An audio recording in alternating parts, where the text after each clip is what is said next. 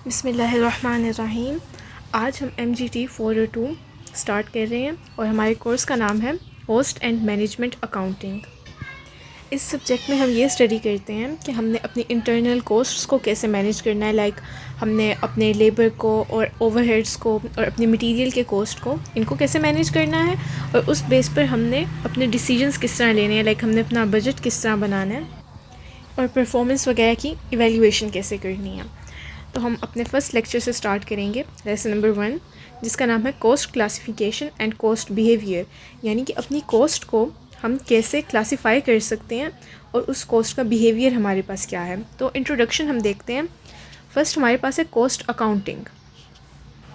तो सबसे पहले अगर आप सब्जेक्ट के नाम में देखें तो हमारे पास दो चीज़ें हैं, एक कॉस्ट अकाउंटिंग है और दूसरा मैनेजमेंट अकाउंटिंग है। तो सबसे पहले हम पढ़ेंगे कि कॉस्ट अकाउंटिंग हमारे पास क्या है। तो कॉस्ट अकाउंटिंग हमारे पास क्या है। Cost accounting is an expanded phase of financial accounting. Financial accounting के बारे में हम पहले ही पढ़ चुके हैं। ये उसका एक एक्सपेंडेड फेज है which provides management promptly with the cost of producing और selling each product and rendering a particular service. अब इसका क्या मतलब हुआ। कॉस्ट अकाउंटिंग मैनेजमेंट को क्या प्रोवाइड करती है। हम बता रहे हैं कि कॉस्ट अकाउंटिंग हमारे पास सबसे पहले तो फाइनेंशियल अकाउंटिंग का एक एक्सपेंडेड फेज़ है जो कि मैनेजमेंट को प्रोवाइड करता है विद कॉस्ट ऑफ प्रोड्यूसिंग, कि जो हम चीज़ प्रोड्यूस कर रहे हैं अपनी कोई भी जो हमारी फैक्ट्री है, फॉर एग्जांपल हम जिस भी चीज़ के मैन्युफैक्चरर हैं, तो हम जो प्रोड्यूस कर रहे हैं उसकी कॉस्ट, या फिर जब हम उसे बेचते हैं अपनी प्रोडक्ट को, या फिर हम कोई सर्विस अपनी प्रोवाइड कर रहे हैं। फॉर्मली सर्विस प्रोवाइड करने को रेंडरिंग अ पर्टिकुलर सर्विस आप कह सकते हैं। तो ये सब हम मैनेजमेंट को बताते हैं ताकि वो अपने बजटिंग वगैरह के डिसीजंस कर सकें। अब देखें मैनेजमेंट अकाउंटिंग क्या है। Management accounting is application of professional knowledge and skill in the preparation and presentation of financial information in such a way as to assist management in decision making. पहले यहाँ तक देखते हैं। बेसिकली आप financial data, अपने financial information को ऐसे provide कर रहे हैं मैनेजमेंट को ताकि आप मैनेजमेंट को असिस्ट कर सकें उनकी डिसीजन मेकिंग में, और आप क्या कर सकें इन द प्लानिंग। ज़ाहिर मैनेजमेंट जो है, हमारे पास प्लानिंग भी मैनेजमेंट ही करती है, and control of operations of the entity, ये सब मैनेजमेंट का काम है। तो हम मैनेजमेंट को फाइनेंशियल इंफॉर्मेशन दे रहे हैं as to assist the management. Okay, तो ऑब्जेक्टिव्स क्या हैं, इसके मकासद क्या हैं हमारे पास इस सब्जेक्ट को स्टडी करने के। तो ऑब्जेक्टिव ऑफ कॉस्ट अकाउंटिंग, जो कॉस्ट अकाउंटिंग का हिस्सा है इसमें हमारे पास इस computation of cost per unit, कि पर यूनिट जो हम कोई चीज़ प्रोड्यूस कर रहे हैं उसकी हमें क्या कॉस्ट पड़ रही है। Whereas the objective of management accounting, जो दूसरा हिस्सा है इसका हमारे पास मैनेजमेंट अकाउंटिंग, उसका क्या मकसद है। उसका मकसद है कि वो हमें इंफॉर्मेशन प्रोवाइड करे मैनेजमेंट को ताकि वो डिसीजन मेकिंग कर सकें। तो अब बेसिक फ़र्क आपने याद रखना है। कॉस्ट अकाउंटिंग जो है हमारी, उसमें हमारे पास कंप्यूटेशन है। ये वर्ड्स को आप एसोशिएट कर लें, कीवर्ड्स अपने दिमाग में याद रखें कि जैसे ही कॉस्ट अकाउंटिंग आएगा तो आपके दिमाग में आना चाहिए कंप्यूटेशन, और जैसे ही मैनेजमेंट अकाउंटिंग आएगा तो आपके दिमाग में आना चाहिए टू प्रोवाइड इन्फॉर्मेशन। ठीक है, आगे यूज़र्स ऑफ कॉस्ट अकाउंटिंग, कि कॉस्ट अकाउंटिंग के यूज़र्स कौन हैं। तो users of cost and management accounting are decision makers, जिन्होंने हमारे पास डिसीजन लेने हैं, and the managers of the organization for which all this exercises undertaken. तो ये सब हमारे इस सब्जेक्ट की स्टडी से किन को फ़ायदा होता है, किन के लिए हम कर रहे हैं, मैनेजमेंट के लिए, ताकि मैनेजमेंट अच्छा डिसीजन ले सके। आगे कॉस्ट एंड मैनेजमेंट अकाउंटिंग के हमारे पास यूजेस क्या हैं। It determines the total cost and production, ये हमें टोटल कॉस्ट बताती है प्रोडक्शन की, एंड कॉस्ट ऑफ सेल, और सेल्स की हमें कॉस्ट बताती है। दूसरा डिटरमाइन करती है अप्रोप्रिएट सेलिंग प्राइस, कि हमने किस प्राइस पर अपने प्रोडक्ट को बेचना है। It discloses the profitable products, areas and activity और कैपेसिटी लेवल्स। देखिए ये सब हमारा डिसीजन मेकिंग में आ जाता है कि अगर हमें पता होगा प्रॉफिटेबल प्रोडक्ट कौन सा है, फॉर एग्जांपल 2 प्रोडक्ट हैं हमारे पास, उनमें से ज़्यादा हम प्रॉफिटेबल सेलेक्ट करेंगे, और कौन से एरियाज़ ऑफ एक्टिविटी हमारे पास प्रॉफिटेबल हैं, तो हम अपने डिसीजन मेकिंग आसानी से कर सकेंगे। Next, it is use to decide whether the manufacture or purchase from outside, कि हम मैन्युफैक्चर करें प्रोडक्ट को या फिर बाहर से ख़रीदें। क्योंकि हमें दोनों की कॉस्ट पता होगी जब, तो मैनेजमेंट हमारे पास ये फैसला कर पाएगी कि दोनों में से कौन सी चीज़ हमारे लिए ज़्यादा प्रॉफिटेबल है, खुद मैन्युफैक्चर करना या फिर बाहर से ख़रीदना। It helps in planning and controlling the cost of production, तो इसकी मदद से हम कॉस्ट ऑफ प्रोडक्शन को प्लान भी कर सकते हैं और कंट्रोल भी कर सकते हैं। Then we have the elements of cost. Cost के एलिमेंट क्या हैं। जो भी प्रोडक्ट हमारे पास मैन्युफैक्चर होती है वो हमारे पास रिज़ल्ट होती है कंजप्शन ऑफ सम रिसोर्सेज, यानी कि जब तक कुछ रिसोर्सेज को हम कंज्यूम नहीं करेंगे, जब तक कुछ रिसोर्सेज हमारे पास इस्तेमाल नहीं होंगे, तब तक वो प्रोडक्ट नहीं बनेगी। ठीक है। The management for its planning and controlling function must know the cost of using these resources. तो मैनेजमेंट को इन रिसोर्सेज की कीमत भी तो पता होनी चाहिए, because without paying for that or without knowing the cost कुछ भी चीज़ हमें मुफ्त में नहीं मिलती। तो the constituent element of cost are broadly classified into 3 distinct elements, यानी कि 3 हमारे पास ऐसी कॉस्ट आ जाती हैं, मतलब कि जो टोटल कॉस्ट है हमारे पास 3 ऐसे एलिमेंट्स हैं जो कि मिलकर इस कॉस्ट को बनाते हैं। तो वो 3 हमारे पास कौन से हैं? एक तो direct material cost, for example आपने कुछ बनाना था, फॉर एग्जांपल आपने प्लास्टिक की बोटल्स को मैन्युफैक्चर करना था, तो डायरेक्ट मटेरियल कॉस्ट जो आपने प्लास्टिक ख़रीदा, ठीक है, रॉ प्लास्टिक आपने ख़रीदा। डायरेक्ट लेबर कॉस्ट जो वहाँ पे खड़े होके उन बोटल्स को शेप करेंगे या फिर जो भी आपका लेबर है। अदर प्रोडक्शन कॉस्ट जो कि हमारे पास डायरेक्ट और इनडायरेक्ट कॉस्ट आ जाती हैं, यानी कि ये फर्स्ट 2 ऑप्शंस के अलावा जितनी भी हमारे पास हैं इनको हम डायरेक्ट या इनडायरेक्ट कॉस्ट कह सकते हैं। अच्छा, तो अब डायरेक्ट कॉस्ट देख लेते हैं क्या है। डायरेक्ट कॉस्ट हमारे पास ऐसी कॉस्ट है which can be traced in full to the product और service for which cost is being determined. मतलब कि जो भी आप प्रोडक्ट बना रहे हैं या फिर जो सर्विस आप प्रोवाइड कर रहे हैं, ये डायरेक्ट कॉस्ट को आप फुली ट्रेस कर सकते हैं। Okay, direct cost can economically identified with a specific saleable product और सर्विस। तो सिंपली पुट ये इधर उधर की कॉस्ट नहीं है, ये वो कॉस्ट है जिसको आप डायरेक्टली बता सकते हैं कि ये यहाँ लगा, ये यहाँ लगा।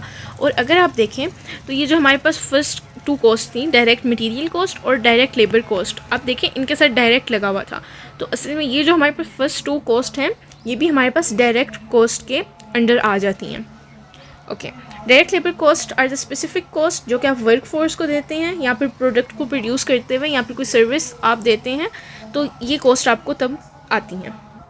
आप कहेंगे सर्विस देने में कॉस्ट किस तरह आ सकती है, इसमें तो आपका मटेरियल वगैरह नहीं लग रहा, तो सर्विस देने में भी कॉस्ट आती है।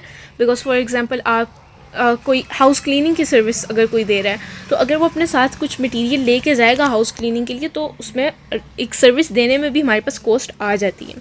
Okay, other direct production cost हमारे पास कौन सी होती हैं?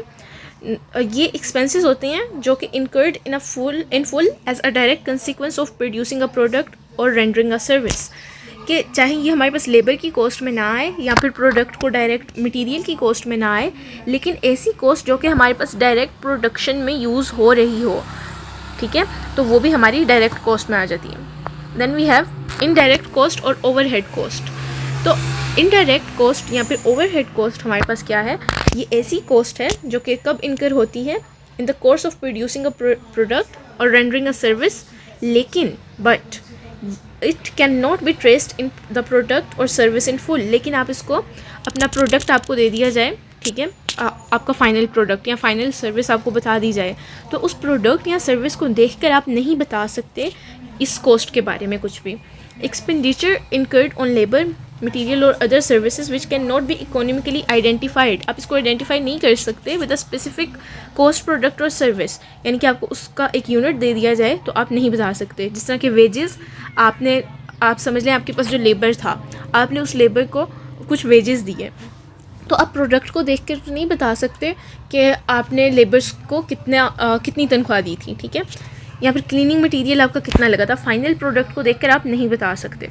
तो देखें, जो मटेरियल है हमारा डायरेक्ट या इनडायरेक्ट हो सकता है, एंड देन लेबर भी हो सकता है, और अदर कॉस्ट में हमारे पास डायरेक्ट या इनडायरेक्ट कॉस्ट भी आ सकती हैं, और टोटल में हमारे पास प्राइम कॉस्ट या फैक्ट्री कॉस्ट है। तो प्राइम कॉस्ट और फैक्ट्री के बारे में हम पढ़ते हैं। अच्छा, प्राइम कॉस्ट हमारे पास क्या है? Direct material. प्राइम कॉस्ट को हम डिटरमाइन करते हैं कि जो हमारी डायरेक्ट मटेरियल की कॉस्ट है और डायरेक्ट लेबर की जो कॉस्ट है, उन दोनों को ऐड करें। मतलब कि देखें, ये डायरेक्ट मटेरियल और डायरेक्ट लेबर, इन दोनों को ऐड करके हमारे पास प्राइम कॉस्ट आ जाती है। अब जब एक बार हमारे पास प्राइम कॉस्ट आ गई है, तो हम उससे टोटल प्रोडक्शन कॉस्ट भी निकाल सकते हैं। मतलब कि जो प्राइम कॉस्ट थी आपके पास, उसमें आपने ऐड कर देना है जो फैक्ट्री ओवरहेड कॉस्ट है, ठीक है, तो आपके पास टोटल प्रोडक्शन कॉस्ट आ जाएगी। Then we have conversion cost. इसमें आपने क्या करना है? इसमें जो आपके पास डायरेक्ट लेबर था उसमें आपने ऐड कर देना है फैक्ट्री ओवरहेड। ठीक है, फैक्ट्री ओवरहेड हमारे पास दो कैलकुलेशन में यूज़ हो रहा है, एक टोटल प्रोडक्शन में, बट इसमें आपने प्राइम कॉस्ट में फैक्ट्री ओवरहेड को ऐड करना है, और कन्वर्जन में आपने डायरेक्ट लेबर कॉस्ट में फैक्ट्री ओवरहेड को ऐड करना है। ओके, कॉस्ट बिहेवियर हमारे पास क्या है? Cost behaviour is the way in which total production cost is affected by fluctuations in the activity or production level।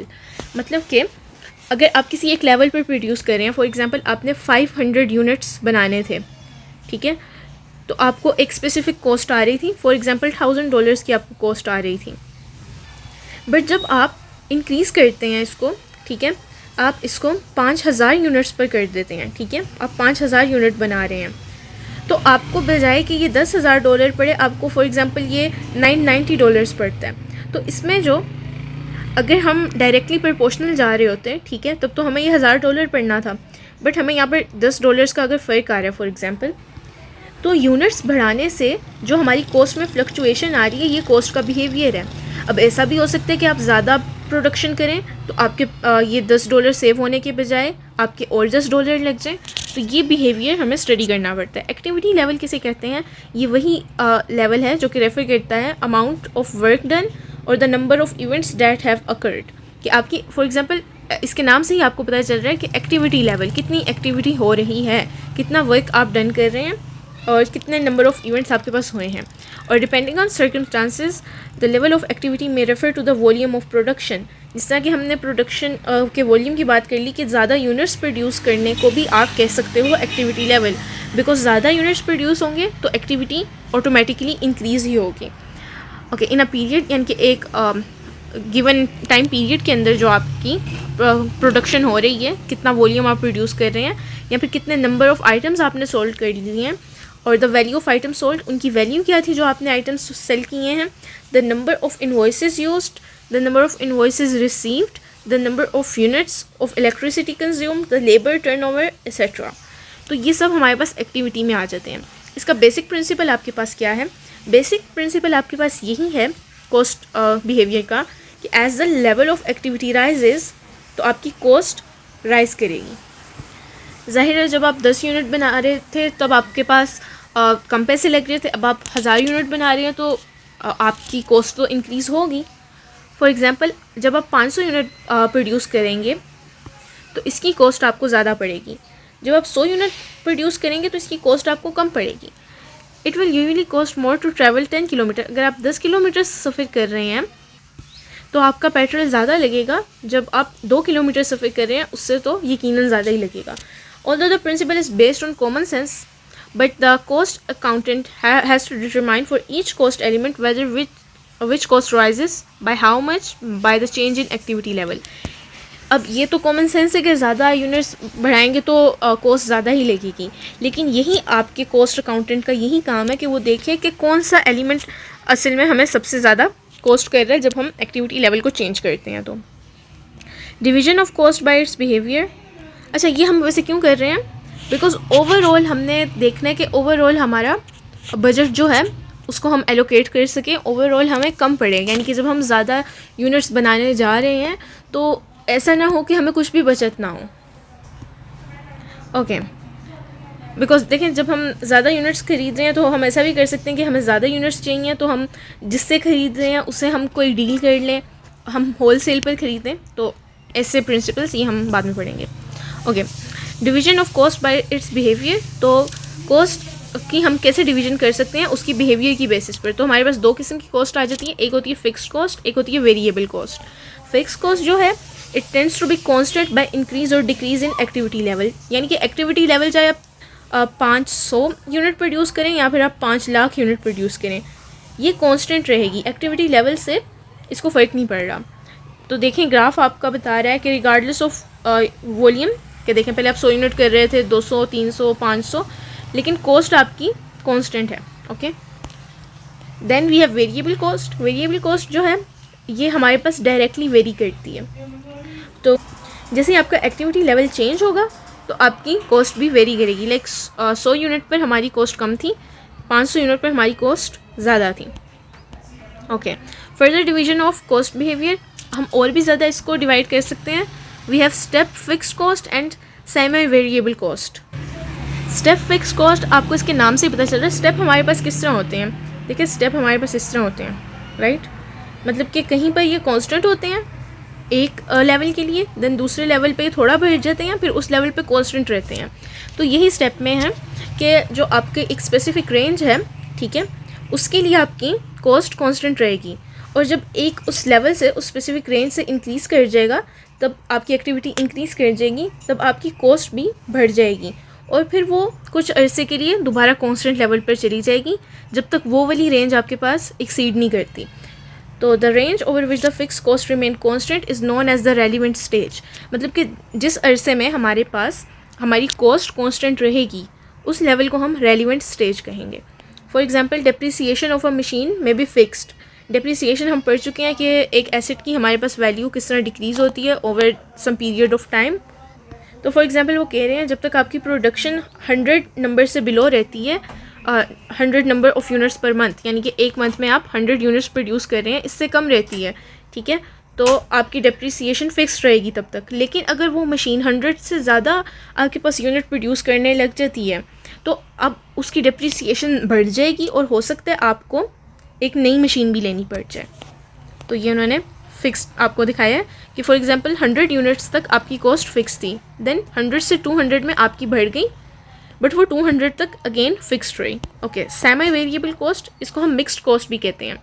ये वो कॉस्ट है जो कि पार्शियली फिक्स्ड होती है और पार्शियली वेरिएबल। ये हमारे पास इनफैक्ट द मिक्सचर है दोनों बिहेवियर्स का, यानी कि फिक्स्ड का भी और कॉन्स्टेंट का भी। Okay, sorry, fixed and variable का। ओके, एग्जाम्पल इंक्लूड, जैसे कि यूटिलिटी बिल्स हैं, वो आपके लेवल ऑफ एक्टिविटी पर कभी फिक्स भी आ सकते हैं, ठीक है, बट ऐसा नहीं है कि वो आपके लेवल ऑफ एक्टिविटी पर ही बेस्ड हैं। वो असल में जो आपकी हुकूमत है, वो आपको पर यूनिट प्राइस कितनी दे रही है इलेक्ट्रिसिटी की, उस पर भी डिपेंड करता है। Okay, then we have cost behaviour per unit of production. Per unit of production हमारा कॉस्ट का बिहेवियर क्या होता है, तो पर यूनिट हमारे पास डिफरेंटली एक्ट करता है, ये डिफरेंटली बिहेव करता है then the cost of total production, ठीक है। चलिए अब सबसे पहले हम इस टेबल को देखते हैं। तो जब हम, उन्होंने क्या, प्रोडक्शन का वॉल्यूम इंक्रीज़ करते हैं, यानी कि अब हमने 500 की जगह, यहाँ पर एक की जगह हमने 500 यूनिट प्रोड्यूस करने हैं, ठीक है। तो देखें, ये हमारे पास क्या है, ये पर यूनिट कॉस्ट है, ओके, और ये हमारे पास टोटल कॉस्ट है। ये डी का क्या मतलब है, डी का मतलब है डिक्रीज़, और आई का क्या मतलब है, आई का मतलब है इंक्रीज़, और सी का क्या मतलब है, कांस्टेंट। तो अब देखें, जब हमारे पास पर यूनिट कॉस्ट है, ठीक है, अब वॉल्यूम जितना चाहे मर्जी बढ़ा लें, पर यूनिट कॉस्ट जो है हमारे पास, जो वेरिएबल पर यूनिट है, ओके, वो हमारे पास कांस्टेंट रहेगी, चाहे जितना मर्जी बढ़ा लिया आपने। और इसी तरह जब हम डिक्रीज़ कर रहे हैं अपना प्रोडक्शन वॉल्यूम, ठीक है, तब भी ये वेरिएबल कॉस्ट जो सी है पर यूनिट वाली, ठीक है, पर यूनिट वाली, वो हमारे पास कांस्टेंट रह रही है, और बाकी फिक्स कॉस्ट पर यूनिट हमारे पास डिक्रीज़ कर जाएगी, और टोटल भी डिक्रीज़ करेगी पर यूनिट में, और टोटल में हमारे पास कांस्टेंट रहेगी फिक्स कॉस्ट, और इंक्रीज़ करेगी वेरिएबल कॉस्ट, और टोटल भी इंक्रीज़ करेगी। इसी तरह सेम इससे उल्टा हमारे पास तब है जब हम प्रोडक्शन वॉल्यूम को डिक्रीज़ कर रहे हैं। इसको हम आगे एग्जांपल से सही से समझते हैं। इंक्रीज़ और डिक्रीज़ इन प्रोडक्शन वॉल्यूम, चाहे हम इंक्रीज़ कर रहे हैं चाहे डिक्रीज़ कर रहे हैं, causes no change to the variable cost per unit. Variable cost per unit में कोई फ़र्क नहीं आ रहा, इट रिमेन्स कॉन्स्टेंट, ये कॉन्स्टेंट रहती है। Assuming there is no rebate in case of bulk purchase, या चाहे आप बल्क में परचेज़ कर रहे हैं, आपको कोई रियायत नहीं फॉर एग्जांपल दी जा रही, और लेबर जौन सा है वो भी रिसीव कर रहा है कांस्टेंट रेट, चाहे आपकी प्रोडक्शन जितनी मर्जी आप बढ़ा दें या फिर कम कर दें, लेबर को आपने कांस्टेंट रेट ही देना है, okay. Whereas increase in production, जब आपने प्रोडक्शन बढ़ाई, यानी कि फर्स्ट टेबल वाला केस, तब क्या हुआ कि causes are decrease in fixed cost per unit. तो जो फिक्स्ड कॉस्ट पर यूनिट थी, दिस वन, वो हमारे पास डिक्रीज़ हो गई। और in the same way decrease in production, second में जब हम प्रोडक्शन में डिक्रीज़ कर रहे थे, and increase in fixed cost per unit, तो जो फिक्स कॉस्ट पर यूनिट थी वो हमारी इंक्रीज़ कर गई थी। एग्जाम्पल में देखें, आपको समझ आएगा कि टोटल फिक्स कॉस्ट थी आपके पास 4000, ठीक है, पर यूनिट आपके पास वेरिएबल कॉस्ट थी 3 रुपये, ठीक है।